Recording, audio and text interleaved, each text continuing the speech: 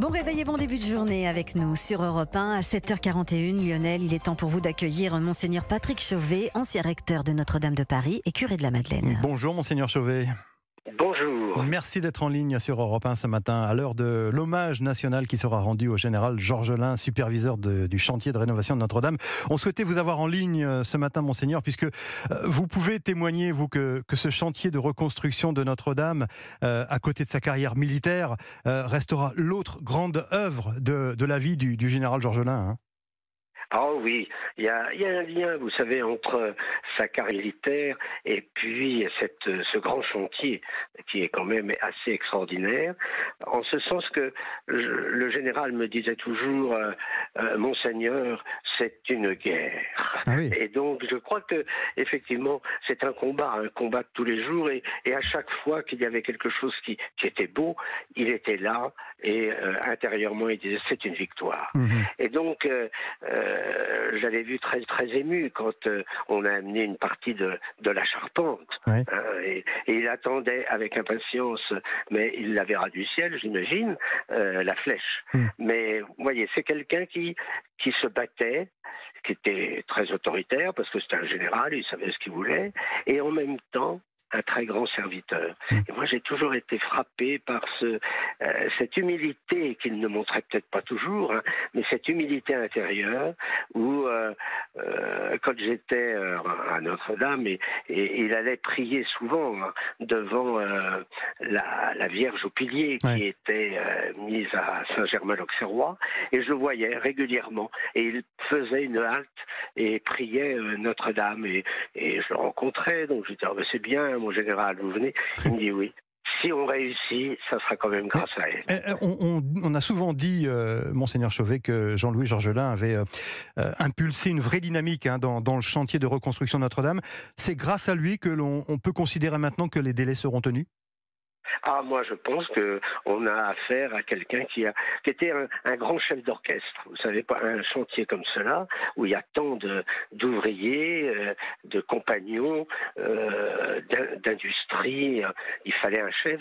Et je pense que c'est lui qui a donné cette dynamique, cette impulsion, son autorité. Et donc, tout le monde n'ont pas été au garde à vous, mais était là pour exécuter, pour qu'on arrive à ce que tous les éléments puissent se mettre en place. Ouais. Mais oui. Franchement, en 2019, Monseigneur, quand le président Macron a lancé le défi d'une reconstruction en 5 ans, vous y croyiez, vous, à l'époque ? Ben moi j'y croyais, parce que moi je suis plutôt un homme, j'aime l'espérance, donc je crois que c'est bien d'avoir un challenge. Quand le président dit dans 5 ans, c'est vrai que c'était un peu de la folie, hein. Oui. Surtout qu'au début on a été confronté à des problèmes comme le plomb, comme les problèmes de grève. Il y a eu les 2 années de Covid également. COVID. Voilà. Oui, donc on a eu quand même des grands obstacles, et pourtant le général était là pour remonter le moral quand il était un petit peu bas. C'est un homme qui était proche aussi de tout le personnel. C'était pas quelqu'un qui était hautain et qui s'intéressait du plus petit au plus grand, et voilà, avec humour aussi, parce qu'il avait beaucoup d'humour. Au printemps dernier, Monseigneur, on a franchi une étape importante, hein, vous le disiez, vous l'évoquiez il y a quelques instants dans cette reconstruction, c'est-à-dire la pose du socle de la nouvelle flèche. On va bientôt la voir s'élever dans le ciel d'ailleurs. Hein. Ben oui, on attend ça avec impatience. Je pense qu'il y a dans la flèche de Viollet-le-Duc, mais moi je dirais la flèche de Viollet-le-Duc et Georges Lain. Ah oui.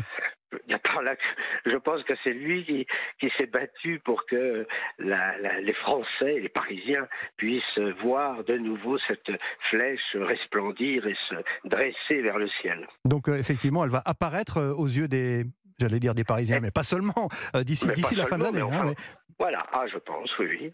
Quelles doivent être maintenant les prochaines grandes étapes, Monseigneur Chauvet ? Vous savez, les grandes étapes, je pense qu'à l'intérieur, tout est bien fait maintenant, tout a été nettoyé, on ne va même pas reconnaître, à mon avis, la cathédrale. Il paraît, oui. Et, enfin, je veux dire par là qu'on n'a rien changé, mais elle va être blanche, comme elle était il y a 850 ans. Les fresques vont réapparaître, elles ont été restaurées.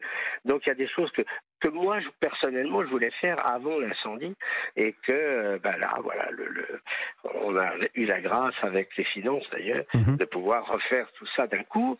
Alors maintenant, il y a la voûte, la grande voûte à finir. Et c'est un chantier qui est sur 3 niveaux. Il y a la voûte, il y a la forêt et il y a la flèche. Donc les 3 doivent se tenir, et donc, j'allais dire, ça va se terminer d'un seul coup. Mais là, pour l'instant, ils sont en train de refaire cela. Et puis, qu'est-ce qui restera après? Il faudra enlever le grand échafaudage pour permettre alors à l'église de refaire tout le chœur, puisque le chœur a été défoncé, donc il faut refaire le chœur et après placer le mobilier. Avec une réouverture au public et aux fidèles, ou d'abord aux fidèles et au public, fin 2024, là vous êtes confiant? Oh ben moi oui, je pense que le 8 décembre 2024, c'est la fête, c'est la fête de Notre-Dame. Ouais. On fêtait toujours Notre-Dame le 8 décembre parce que c'est la fête de l'Immaculée, mais c'est aussi la fête de la cathédrale. Donc je pense que la Vierge Marie va nous aider quand même. Si elle veut rentrer dans sa maison, il faut qu'elle fasse aussi un petit coup de pouce. On parle de chantier de reconstruction, Monseigneur Chauvet. On pourra dire renaissance pour Notre-Dame? Ah ben oui, c'est une renaissance. On avait à peu près 12 millions de visiteurs, vous vous rendez compte, par an. Là, ça va faire 5 ans, donc ça fait 60 millions de gens frustrés. Je ne sais pas, mais ça c'est mon successeur qui va gérer les flux de fidèles et de touristes, de visiteurs, mais ce qui est là aussi c'est un grand challenge. Mais de se dire que vraiment on attend, et dans un lieu qui demeure le même, puisqu'on n'a rien changé dans la cathédrale, et pourtant, voilà, il y a une renaissance parce que on a retrouvé un peu tous ces bâtisseurs de cathédrales. Moi, j'ai été très ému de voir tous ces jeunes qui travaillaient là. On a fait une œuvre, et ça c'est grâce aussi au général, une œuvre de transmission. Voilà, j'avais voulu un petit peu cela, profitons au moins de ce drame pour transmettre ce savoir à des plus jeunes. Et j'étais très heureux sur le chantier. Voilà. Merci Monseigneur Chauvet, merci d'avoir été en ligne ce matin à l'occasion donc de cette cérémonie d'hommage au général Georgelin qui aura lieu tout à l'heure aux Invalides.